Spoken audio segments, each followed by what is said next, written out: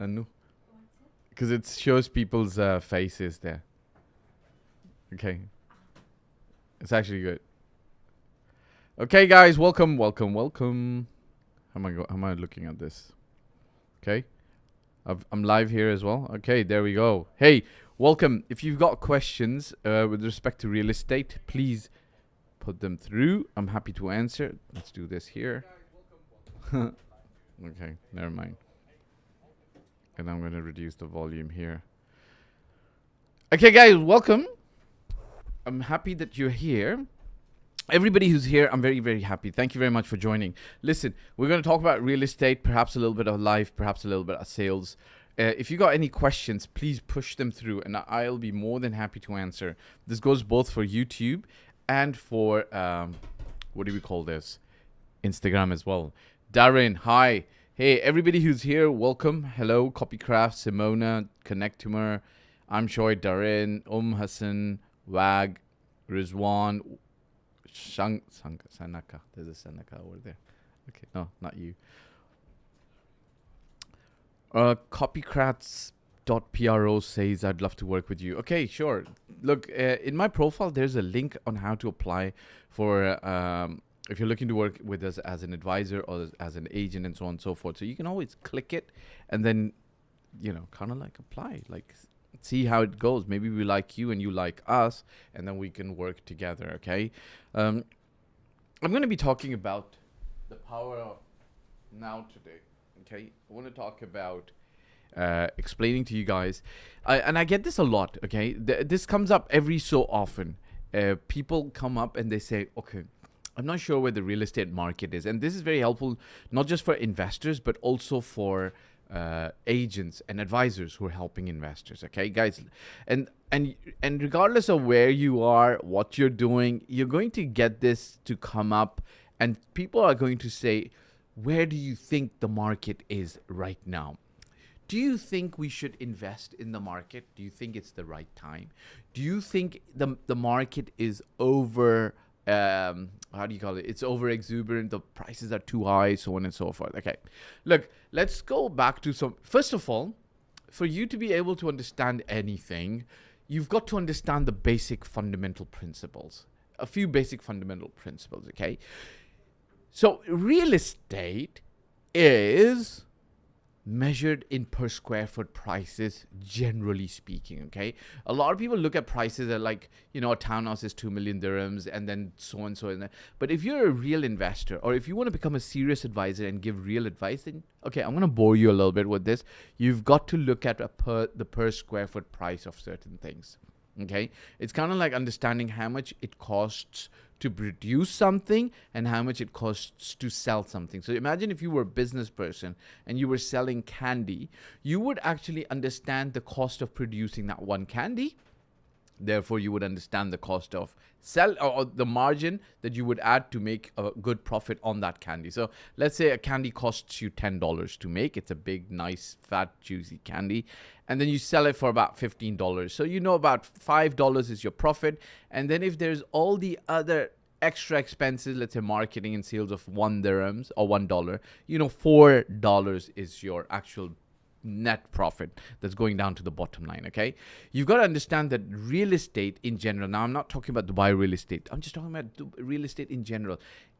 You should look at the fundamental prices, and that's either a per square foot price or per square meter price. So what does that mean? It means the per square foot price, when you look at the cost side, it means how much does it cost the person who's building an apartment, a villa, a mansion, a townhouse? How much does it cost him to produce 1 square foot? Okay, 1 square foot is generally one. If you're stepping into an apartment or a villa or an office space, it's like if you look at one tile. Okay, that's generally about 1 square foot. So how much does it cost them to produce that 1 square foot? And then obviously they build their margin above that and then they sell it to you. So let's say Dubai is about 1,000 dirhams per square foot in a decent mid-level area. You've got to know that Dubai today is still 30% of the total cost of buying similar prime real estate in other cities that Dubai competes with, okay? So if you talk about Tokyo, Hong Kong, Paris, New York, Toronto, right? These cities are at least 70% times more expensive. So try to understand the global grand scheme of things where Dubai is in general. So when you say, hey, has the market peaked or the price is really high and are they going further up? Just try to understand the global price scale, okay? So $1 million, when you look at $1 million of prime real estate space and you're looking to buy in one of the top cities, Hong Kong, Paris, Tokyo, New York, you get one of the most areas in Dubai for $1 million in a prime area. I think the most expensive city is Hong Kong and Monaco, right? And when you look at standard of living, safety, what you can do, the kind of fun you can have in a good way, Dubai ranks right up there with them, right? So try to understand this basic concept that Dubai is still priced. And I'm not saying this to sell you Dubai, because we don't need to sell Dubai to anybody today, in general speaking, right? Dubai is attracting 200 plus nationalities to come and buy in Dubai. So we don't need to continuously tell you, oh, Dubai is great, you should be buying over here and so on and so forth, right? Dubai is good. Dubai is awesome. Dubai's got a pedigree and a legacy of helping deliver people with regards to good, exciting real estate investment options. So that's number one. So once you've understood this, now let's go to the understanding of, and then go to the understanding the power of now. Because again, people are going to be like, yeah, but is it still the right time? Should we still be investing right now? Now again, I say this to everybody, and this is not from me. This is James, right? James say this. James Watson. James says this. James says this. The time that you spend in the market, and I'm going to give you regular examples for you to understand this.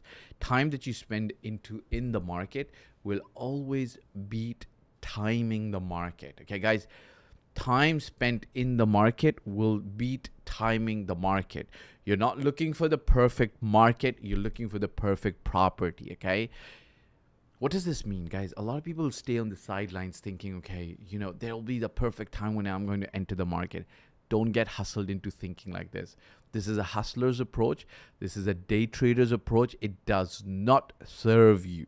Rather get into the market and ride out the journey. The compounding effect of the returns is going to be much bigger over a period of time, rather than you just got in and then now you become an overnight millionaire, okay? It does happen. It's happened pre-2008 in Dubai. But the thinking is not right over there, okay? Why? Again, real life example I'm going to give you. The best time to plant a tree was 20 years ago, right? Anybody here disagree with me? Anybody wants to say, no, the best time is not 20 years ago. Maybe it was 40 years ago. I agree, right? So the earlier you took on something, the earlier you started doing something, the better it was for all of us, for me, for you, for everybody, right? You could benefit from the accumulated profits coming in. But, okay, so you didn't invest 20 years ago in Dubai or whatever you were supposed to do. That's okay. The next best time is now. The next best time is now. But then you're still going to be like, okay, even if it's the next best time is now, how do I identify perfect properties? And now I'm going to tell you something. Guys, listen. Give you a real life example. Let's say if you're a watch connoisseur, you're somebody who likes to buy watches, antiques, Swiss made watches, like, you're one of this, I think it's called horologist or something. You're one of these passionate connoisseurs who buys watches. So let's say you're going to this antique show or a watch show. And if you go there aimlessly, without a focus, you're just going to look around. You don't know what you're going to buy. You're not actually looking to strategize, to plan, to invest, to negotiate, to look for deals. You're probably going to walk out thinking, okay, yeah, whatever. But the fact of the matter is, if you go in there with a strategy, a plan, look at deals, look for deals, you're most likely going to be walking away with something that you will be an absolute great find. That's the point. So if you're in there looking for things that work, looking for opportunities, you will see opportunities blob up at you. If you're there just mindlessly, without focus, just strolling around, we call it window shopping, you're not going to benefit from the process of buying the right properties. And that's what we do, right?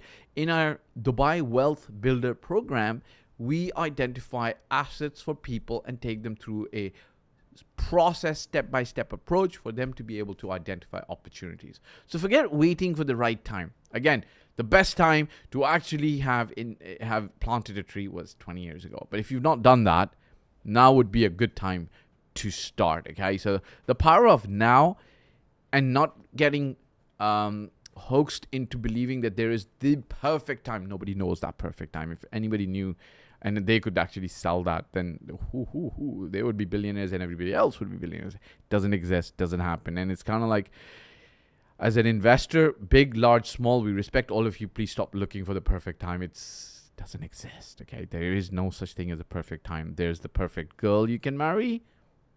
There's the perfect property you can find. There's the perfect guy you can marry. But if you're looking for that perfect timing, it's going to be like, 1 in 100. Like, maybe you're walking through some place and then the bird poops on you and you think that's the perfect time, right? Okay, that doesn't happen. Okay. Let's take up some questions, yeah? From YouTube, from Instagram, people who've asked questions. Let me answer these questions, okay? So there's a question. And guys, if you have questions, you can always ask me on Instagram or YouTube, and I will be more than happy to answer, okay? So somebody asks me, can you suggest other sales leads? This is Wajahat, Dubai Real Estate. Can you suggest other sales lead generation books or maybe sales strategies, and I'll buy from me? I'm quite new in real estate and I'm working hard to polish my skills since I have a finance background. Okay, well, Jahad, very good. Look, you're asking for sales lead generation. Okay, sales lead generation, I would actually recommend, first of all, you read a foundational book called The Millionaire Real Estate Agent. Okay, so read The Millionaire Real Estate Agent. It's by, I can't remember who it's by, but it's available in Kinokuniya. I bought that book in 2013. I would highly recommend that you also buy that book. Okay, The Millionaire Real Estate Agent. Okay, that's number one. Get that book. And then if you look, oh yeah, okay, we've got the book here. Thank you very much, team. How can I show this? Oh yeah, if I show this right now. What a lag. YouTube has a lot of lag, huh? We online? Okay, I see a lag here. Okay, no worries. Okay, so guys, it's by Gary Keller, okay? Read this book. Read this book, okay? Start this book. It's okay. All right. Then read my book. It's very thick. You can actually use it as a weapon. It's okay. It's okay. Then read this book. Okay. No. Okay. Yes, you should read all my books anyways. But this is start with this book. Okay. This gives you a lot of lead generation ideas. And I want to tell you something. Okay. Wajahat, when you're starting out in real estate, it's a catch-22 situation, TK. I'm going to give you some advice. So some of you guys are going to, for instance, say, let me look at lead generation from a perspective of how can I get more leads from someplace? Sure, no problem. The trick is that in the beginning, sometimes you don't know which method's going to be working for you, okay? So let's say you're really good on Instagram, okay? Like Farouk's here. Assalamu alaikum, brother. So, he actually had a big fan following on Instagram before he started doing a lot of real estate. Correct me if I'm wrong, but he had this natural talent, natural knack to engage an audience on a platform like Instagram, right? Maybe you have that, maybe you don't. I'm not going to judge you. I don't know. So the thing is, a lot of people will do Instagram for a little while, a lot of real estate agents as well. They might see some results, they might not see some results, but they'll move on quickly. Now, my suggestion to all people who've started or are starting out is to actually choose some paths. Don't overstretch yourself, but then go a little deep into it. Because if you don't go deep enough, you're not going to get results. So I would choose, let's say, if you chose Instagram, if you're choosing social media, first of all, if you're choosing social media, choose one platform. If you're doing this on your own, if you've got friends, family, employees who are helping you, perhaps you can look at several social media, right? But if you're doing it on your own, choose one social media, like whichever it could be. It could be TikTok, could be Instagram, could be Facebook, right? A lot of people are not using Facebook now, but that's where your opportunity is. But you've got to go deep. I would say give it at least 1 year. Okay, go deep, give it at least 1 year. Or if you decide, okay, let's say you've got a community of bikers. Okay, so you've got a community of bikers. Let's say you ride a bike and you've got a community of bikers and you're thinking, okay, I am Kasra. Hey, how are you? Wave back at you, Kasra. If you've got a community of bikers, and you say, okay, I'm going to go to every single bike event with my bike, but I'm going to talk to every single biker and give them my business card. I'm going to tell them, hey, if you, your friends or family, anybody needs a realtor of choice or real estate agent of choice in Dubai, that's me. Not only am I your biker friend in the fraternity, but I'm also very good, honest, diligent, and learning and coming up the ropes very fast, right? You've got to stick to it for a year. Okay, some people go into BNI. There's the Business Network International, great program for starting out as an investor, as a realtor, but they are pretty strict. Like you've got to be at a meeting, I think once a month or once a week at 6 a.m. They're pretty hardcore, but I've seen a lot of people grow their business from there, right? The point I'm trying to make is that whatever lead generation source or idea you use, go deep and go 1 year at least. Now, the other thing is, as starting out, now you might not know if Instagram works or not. Okay, so I would say like choose top 3 or top 4, but try to go deep in all of them. Now it's going to be tough, right? But I would say choose your biker gang, choose Instagram or social media or Facebook. Choose, Assalamu alaikum Hadi, how are you doing, brother? So choose social media. Amongst social media, choose that. Choose one in the physical world.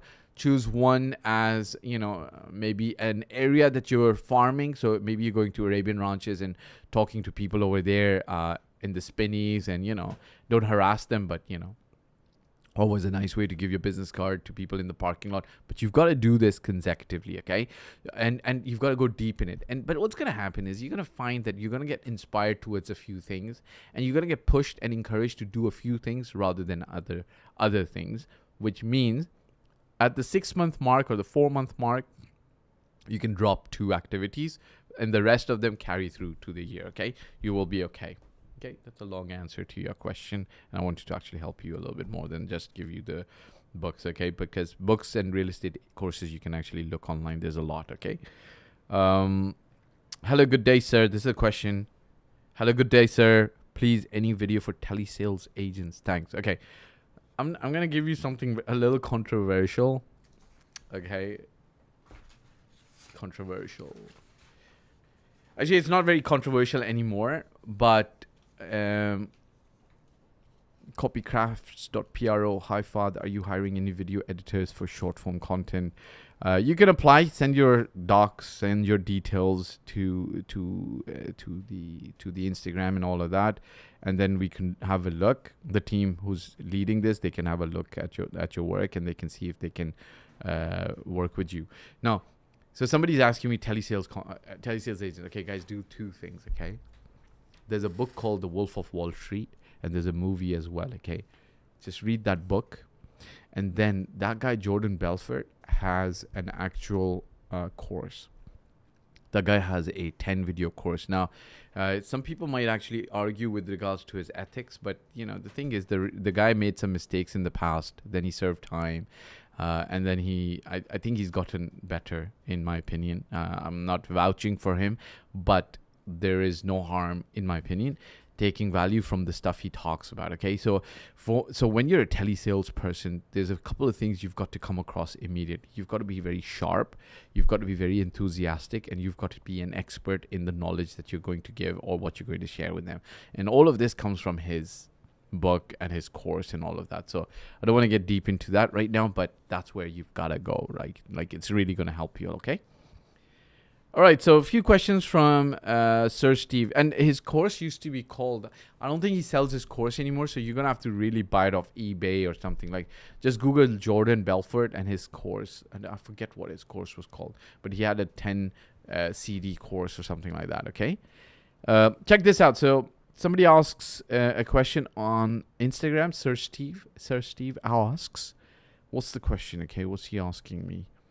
He's asking me, is it possible? So his question over here, just give me. Naja Malik says, some of my colleagues ask me to lie to clients, but I don't really want to do that. Of course, you should not lie to clients.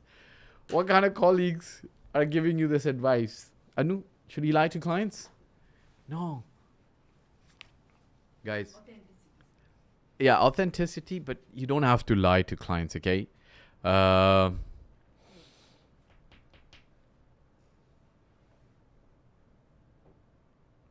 Jahad, if you so let's not get distracted. Naja, you've asked me a good question, okay?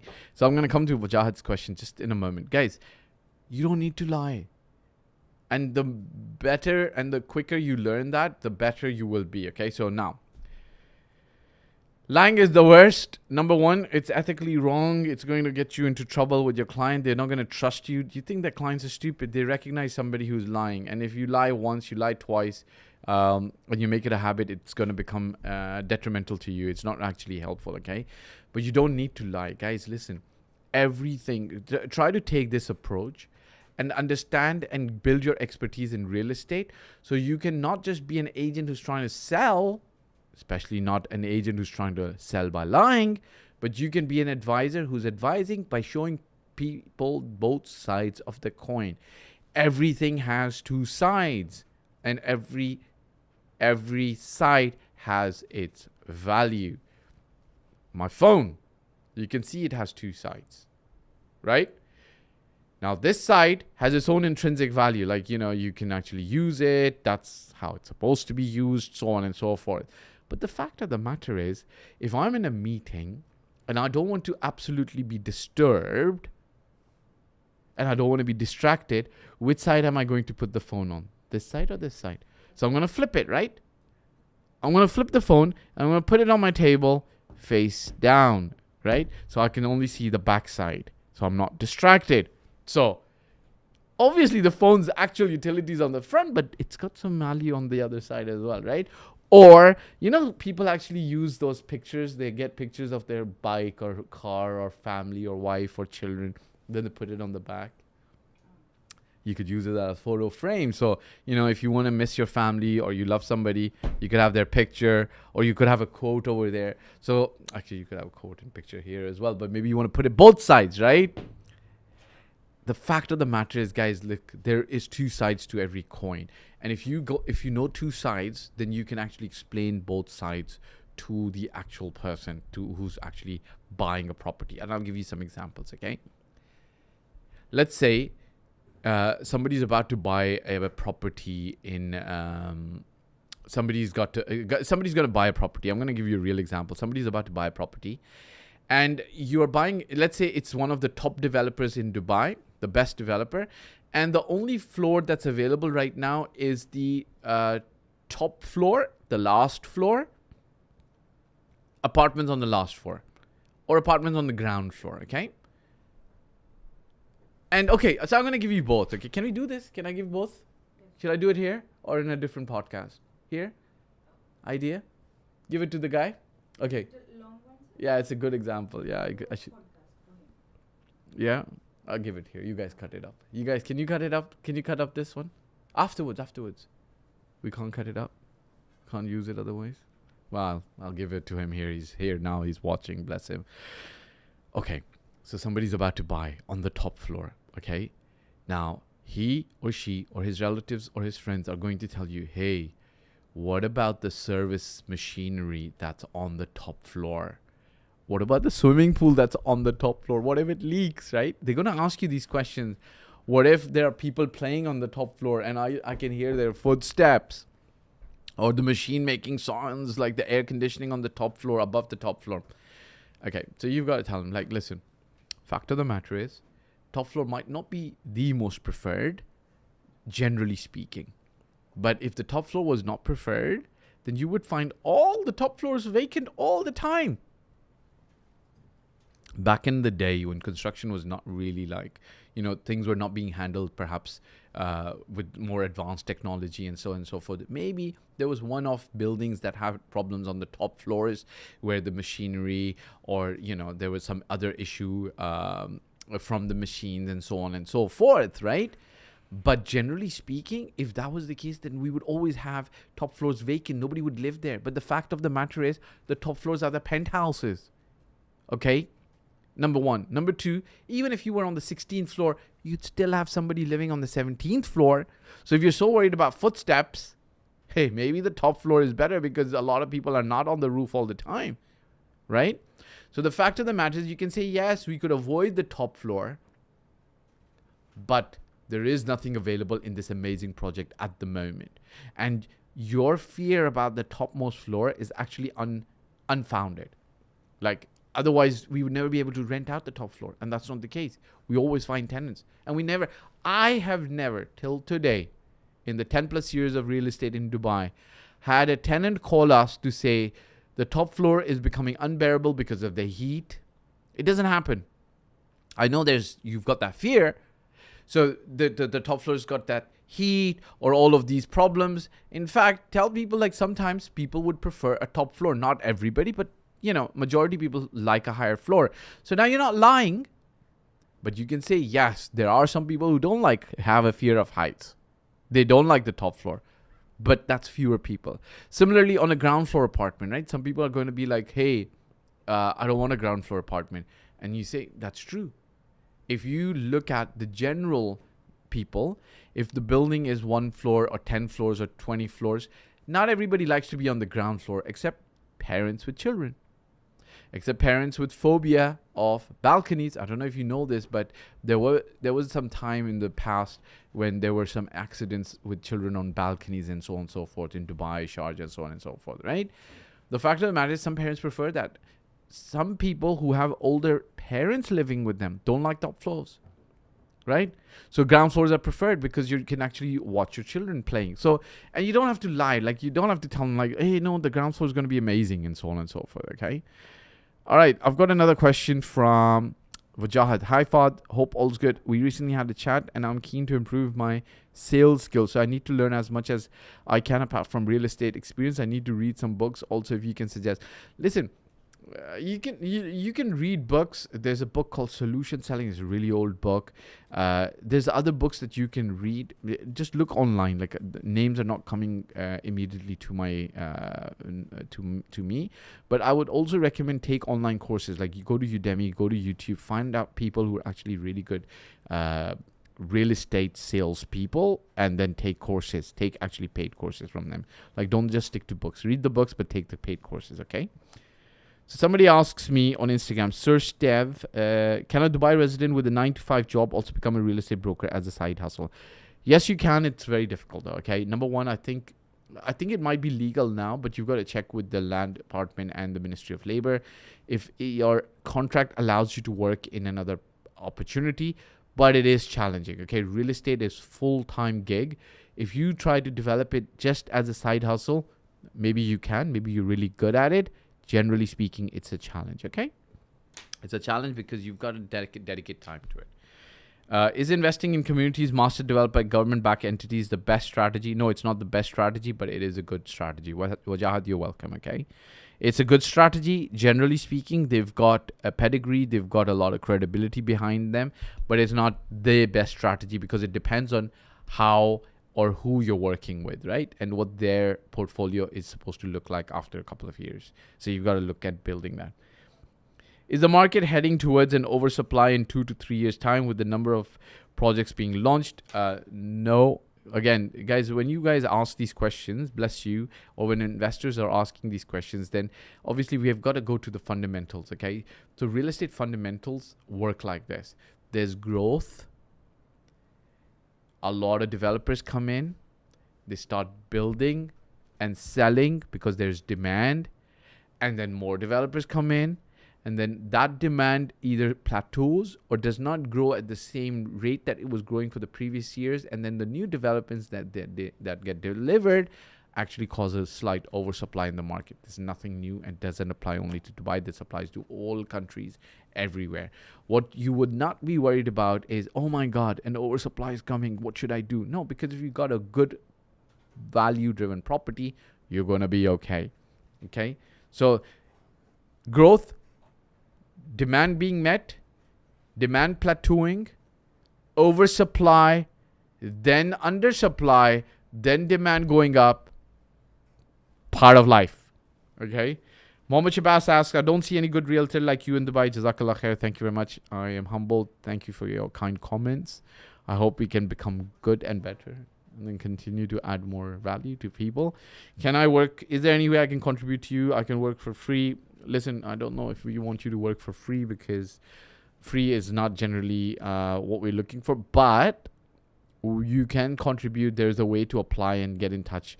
Give him, you can put Devran's number or our profile, and the link is there for you to apply. All right, guys, listen, thank you very much. I don't see any questions that are pending. I appreciate everybody who's been here, stood by the live and stuck it out. Okay, I appreciate it. Thank you, guys. Appreciate it. Goodbye, goodbye, goodbye. Until next Saturday. And if you got questions in the middle, just ask. Right? We'll take them up on Saturday. Ciao for now. Oh, okay. Sometimes I set a viewing and the client doesn't come at all. Then the owners get angry and they won't set a viewing again with me. Wajahat said bye. Naja, it's very easy. Don't worry about it. Basically, when you're setting, what you're doing is you're not super qualifying your client. And this is easy to solve, okay? I'll just tell you what you do. Sometimes you're too desperate to get the viewing for whatever reason because you think that the sale is going to happen. But the reality is only qualified buyers are going to buy something, okay? So I'll give you an example. Easier example to understand. If you were selling a Lamborghini, okay, the supercar, the two-door, and you had this Lamborghini and you were now selling it and it was listed online, whatever, and you had a broker who was selling it. When somebody calls, you ask a few qualifying questions. Who are you? What do you do? What car do you drive right now? The color's orange. You've seen the pictures. Is it something you really want to see? Because, it's a supercar. Not everybody's going to be buying it from you. So you've got to super qualify the people who's just coming to see it, check it out, or maybe just take a joyride or take a selfie or a picture, right? Just sit in it. So what you've got to do is super qualify them. So same thing applies to real estate. You ask them a few questions. What's your background? Why are you looking at this property? Have you already seen other properties in the area? And you can ask this to the agent as well. Are you a mortgage buyer? Are you a cash buyer? I want to see the pre-approval letter. Like if you want to really become very strict, can you show me the pre-approval letter? So the reality is the more you qualify, the more qualified your viewing will be, number one. Number two, you should not be like this goes to show the inexperience of the sellers and your inexperience, which is okay because everybody started somewhere. So don't worry about it. Fact of the matter is the sellers appointed you, which is good, in good faith, and everybody gets to have a chance. But your inexperience aggravates them. But now you are here to solve it, alhamdulillah. So it's good. Now, how do you solve this? First of all, establish one time with the sellers that you're going to show the property. Tell them, look, it's going to be Saturdays on 4 p.m. Can you guys go somewhere else? Can you leave the house with just the maid here?